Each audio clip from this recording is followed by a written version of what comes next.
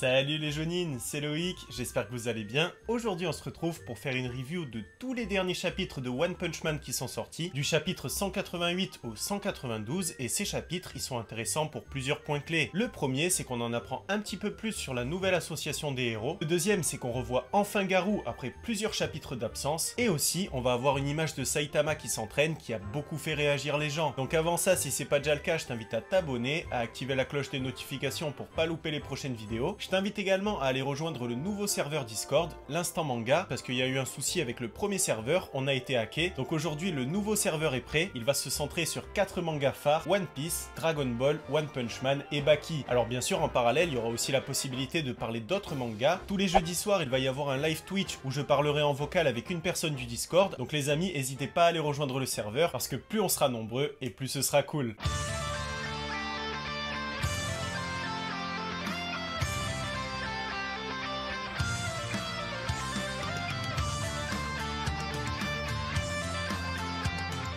Donc le chapitre 188 commence et on a Petit Empereur qui travaille sur un projet. Alors pour le moment on sait pas trop ce que c'est, on sait juste que Petit Empereur il est dégoûté de l'association des héros. Il dit que c'est tous des pourris, qu'ils sont tous corrompus, qu'il ne peut faire confiance à personne, et surtout il dit qu'avec son travail il va réussir à faire mieux que toute l'association et qu'il va même réussir à faire mieux que tous les héros de classe S. Au même moment il reçoit un texto de Zombieman qui lui propose d'aller boire un verre. Donc c'est ce qu'il fait et il va se plaindre à Zombieman de son nom de héros qui en japonais peut avoir deux sens. Le premier c'est Petit Empereur et le deuxième c'est Puceau. Donc il le prend très mal, il part en courant, il se dit qu'il peut faire confiance à personne, que tout le monde se moque de lui, et à la suite de ça, on a Zombieman qui va voir Genos. Genos qui, je te le rappelle, est le scientifique qui au tout début de One Punch Man a créé le monstre lion, le monstre gorille, le monstre moustique, et surtout Genos qui est la première personne à avoir dit que Saitama avait supprimé ses limiteurs. Donc Zombieman lui parle, il lui explique que pendant la bataille contre Garou, il a vu Saitama à l'œuvre, il a été témoin de la puissance de l'être humain qui avait supprimé son limiteur, et lui aussi, il aimerait faire de même. Donc en réponse à ça, on a Genos qui lui dit qu'il doit lui montrer quelque chose dans le sous-sol. En parallèle, on a un des cadres de l'association des héros qui demande à Viper, le héros de classe A, de rechercher un monstre qui, un an plus tôt, a tué un de leurs cadres. Donc c'est ce qu'il fait, il part pour aller traquer ce monstre, mais en chemin, il croise Petit Empereur. Petit Empereur qui a complètement changé de look et qui lui dit que ça sert à rien qu'il recherche le monstre parce que de toute façon, c'est un monstre qui a déjà été éliminé depuis longtemps. Donc t'as Viper qui est vénère parce qu'il a été envoyé sur une mission alors que l'association elle-même savait que ça servait à rien du tout. Et on voit Petit Empereur qui va rejoindre la nouvelle association des héros. Et d'ailleurs, il en profite pour changer de nom au passage et il se fait appeler Empereur Sauvage. Empereur Sauvage qui en japonais peut aussi signifier pas puceau. Donc en voyant ça, t'as Beau Gosse Masqué qui fait la remarque à l'association des héros que maintenant qu'il y a un des héros de classe S qui est parti de l'association, il y a beaucoup d'autres héros qui vont suivre et l'association va se retrouver complètement sans force. Donc en réponse à ça, il propose de faire appel à un héros entre guillemets parfait en parlant de Saitama, en disant que c'est ce héros là qui va permettre à l'association de rester debout. Alors évidemment, en voyant l'image de Saitama, les cadres sont sceptiques, ils lui disent que c'est un héros qui inspire rien du tout. Alors certes il est puissant, mais quand tu le regardes franchement il donne pas envie de t'intéresser à lui. Mais t'as Beau Gosse Masqué qui leur met un gros coup de pression, il leur fait comprendre qu'ils ont pas leur mot à dire et au final ils vont lui obéir. Mais t'as McCoy qui, comme je te le rappelle, est le gros traître de l'association des héros, qui se dit qu'il va attendre pile le bon moment pour révéler la vraie identité de Beau Gosse Masqué au monde, que ça va créer un gros effet boule de neige, que l'association des héros va être complètement dissoute et qu'il va en profiter pour rejoindre la nouvelle association des héros, leur fournir des informations sur l'ancienne et par conséquent devenir un cadre de la nouvelle association. En plus, on apprend qu'il est déjà de mèche avec les néo-héros et que toute cette histoire de pari sur les héros et sur les monstres, ça va se poursuivre chez la nouvelle association des héros. Donc si comme moi t'avais l'espoir que la nouvelle association elle ait le réel désir de protéger la population, tu t'es mis le doigt dans l'œil. Au final, que ce soit l'ancienne ou la nouvelle, les deux associations sont complètement pourries. Et le chapitre se termine avec une image de tous les cadres de la nouvelle association des héros. Alors pour le moment on voit pas leur visage, mais par contre on voit qu'ils ont tous l'air plus maléfiques les uns que les autres. Ce qui nous amène au chapitre 189 qui commence avec la démission d'un des cadres de l'association des héros, qui pour le coup a vraiment envie de protéger la population et qui se rend compte que ce sera pas le cas ici. Donc il démissionne, on apprend qu'il est de mèche avec Petit Empereur et qu'il a pour mission d'infiltrer les néo-héros pour savoir ce qu'il manigance. Au même moment, on voit Batman, Bat de métal, qui est venu pour pouvoir escorter ce mec et il dit qu'il est envoyé en fait à la demande du président de l'association des héros pour qu'il puisse lui aussi s'infiltrer et surtout pour qu'il puisse lui servir de garde du corps. Et ce passage il est bien parce qu'il nous permet de différencier petit à petit les vrais héros des faux. Pendant ce temps, et ça fait plaisir, on revoit enfin Garou qui s'entraîne avec Bang. Alors le problème c'est que Garou a changé de coupe de cheveux feu, et je sais pas ce que t'en penses, mais pour moi, il a perdu tout son flow. En plus, pour le moment, il sert à rien. Tout ce qu'il fait, c'est faire toutes les tâches ménagères du dojo, le nettoyer, chercher des fonds pour le dojo pour qu'il puisse se remettre à neuf, et on apprend qu'en fait, c'est comme ça qu'il va racheter ses fautes passées, parce qu'à l'époque, je te le rappelle, il a tabassé tous les élèves du dojo, et à part 2 d'entre eux, ils sont tous partis, et le dojo, il a fait faillite. Et là, je me pose une question, je me demande, mais où est-ce que Garou en est par rapport à sa puissance? Parce qu'on voit qu'il a quand même gagné en humanité. À l'époque, Garou, il aurait jamais fait ça. Donc on voit qu'en fait, le Garou du futur qui était devenu gentil et qui a demandé de l'aide à Saitama, il influence quand même le Garou du présent. Donc s'il arrive à influencer même inconsciemment son mental, est-ce que ça veut pas dire aussi que inconsciemment, il lui a donné une partie de sa force? Si c'est ça, ça veut dire que Garou, il est encore cheaté. Alors peut-être que pour le moment, il se rappelle pas de ses anciens pouvoirs, mais peut-être qu'un jour, il va avoir accès à tous les pouvoirs de Cosmic Garou. En tout cas, personnellement, c'est ce que j'espère. En parallèle, on voit King qui débarque au dojo et qui demande à Bang de l'entraîner pour devenir plus fort. Et là, ça fait plaisir que King ait choisi cette voie, parce que au lieu de continuer à mentir bêtement aux autres et de jouer aux jeux vidéo toute la journée, il a décidé de devenir lui-même plus fort pour que la légende devienne vraie. Et le chapitre se termine avec Saitama qui fait ses squats quotidiens en portant un immeuble. Et là, j'ai envie de te dire, on a peut-être un indice sur le secret de la puissance de Saitama. Peut-être qu'au final, ses 100 squats, ses 100 pompes, ses 100 abdos, il les a fait avec une charge qui est devenue de plus en plus grande. Et d'ailleurs, le chapitre 190 commence avec cette image de couverture où on voit Saitama qui va faire du développé couché avec 2 trous noirs. Et cette image, elle a fait énormément réagir les gens. Et c'est logique, parce que quand tu sais que les plus petits trous noirs, ils font entre 20 et 30 fois la masse du soleil, et que les plus gros trous noirs, ils font des millions, voire des milliards de fois la masse du soleil, tu réalises que si Saitama, il arrive à en porter 2 et à faire ses séries de développé couché avec, c'est qu'il a une puissance juste colossale. Un peu comme la puissance du Superman des comics. Surtout qu'un trou noir, à la base, c'est assez puissant pour aspirer des étoiles entières en son sein, donc si 2 trous noirs, ça ne fait rien à Saitama, ça prouve bien sa résistance. Alors par contre les amis, malheureusement, j'ai peur que cet exploit ne soit pas pris en compte par les gens. Parce que déjà, petit 1, ce n'est pas dans le chapitre en lui-même, mais c'est dans la couverture du chapitre. Et comme tu le sais, les couvertures, elles n'ont rien à voir avec le chapitre en lui-même. En fait, les couvertures de chapitre, c'est un petit peu le moment où Wan et Murata, ils se font plaisir, ils se permettent d'aller à des fantaisies. Et en plus, deuxième chose, sur cette image, personnellement, c'est pas tant la force de Saitama qui va m'impressionner, mais c'est plus la force de la barre de développé couché qui arrive à te porter 2 trous noirs, la force du banc de développé couché qui ne va pas céder alors qu'il y a tout ce poids qui s'exerce sur lui, et le sol qui va juste un petit peu se fissurer. Alors à moins que Saitama ait fait cet exercice sur une autre planète avec des matériaux vraiment ultra résistants et ultra solides, c'est un exploit qui malheureusement ne peut pas être réalisé sur la Terre. Tout simplement parce que s'il y avait des trous noirs sur la Terre, la Terre serait aspirée. D'autant plus que les gars, faut être réaliste. Vous savez très bien que l'univers de One Punch Man, c'est un des univers les plus sous-cotés du game. Je te rappelle que Boros, il a été redescendu au niveau multicontinental. Saitama qui avec Garou font un trou dans l'univers, ils ont été reconnus multi-système solaire. Donc à mon avis, c'est un exploit qui ne sera pas reconnu par les autres. Au pire, ils pourront se dire que vu que le sol a été fissuré, le poids qu'a porté Saitama, c'était environ 1000 ou 2000 kilos. Enfin bref, on a Croc d'Argent qui va dire à King qu'il ne peut rien pour lui. En réponse à ça, on a King qui va lui dire la vérité. Il va lui dire qu'en réalité, il est très faible et qu'il a trompé les gens pendant tout ce temps. Et même comme ça, Bang ne va pas le prendre au sérieux. Il va lui dire que lui aussi dans sa jeunesse, il a cherché à devenir plus fort, qu'il ne doit pas mépriser sa force actuelle et que de toute façon, même si t'es le plus puissant du monde, tu ne peux pas à toi tout seul changer les choses. Donc il le redirige vers son frère et là, ça tourne au running gag parce que le frère de Bang, évidemment, il a le même discours que lui. Il lui dit qu'il peut rien lui apprendre parce qu'il est trop fort pour lui. Il le redirige vers un autre dojo, etc.,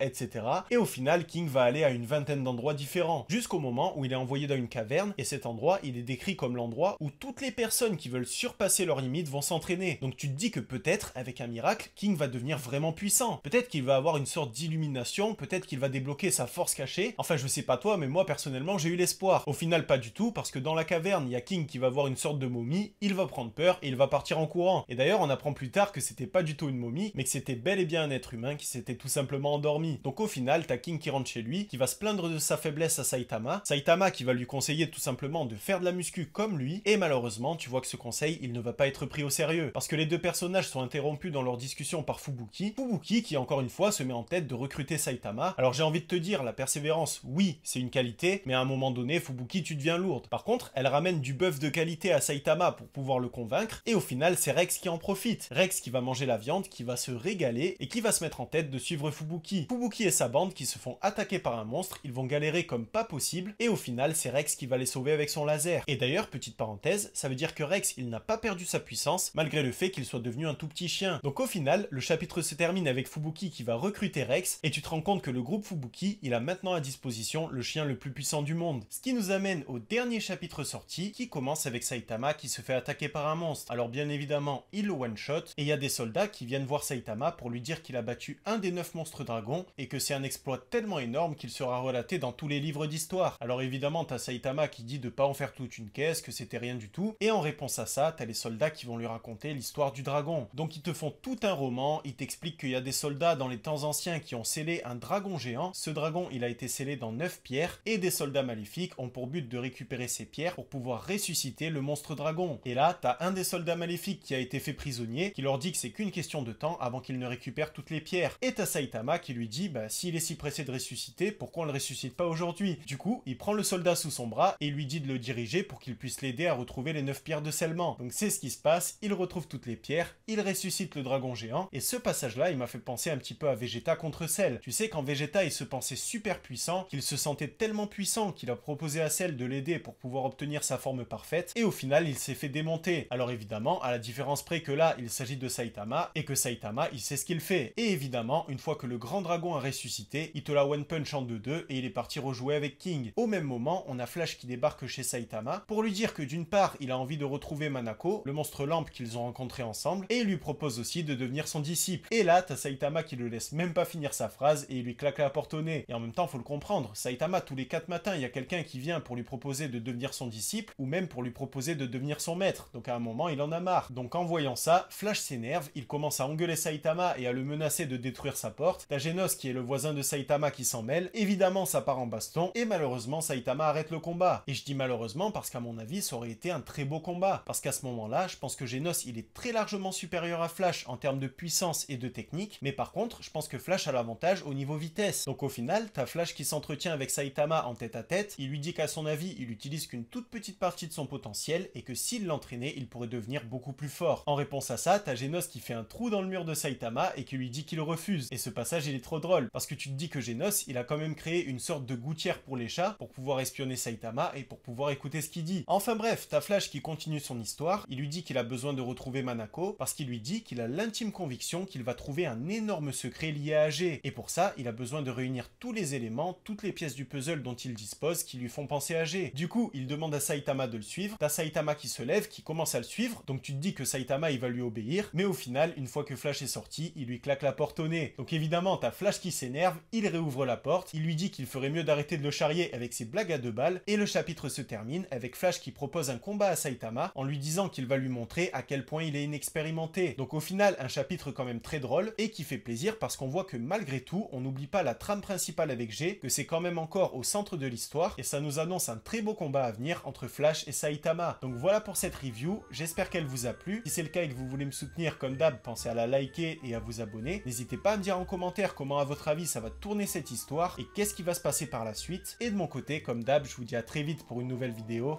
un nouveau manga, et en attendant que la force vous anime les jeunes.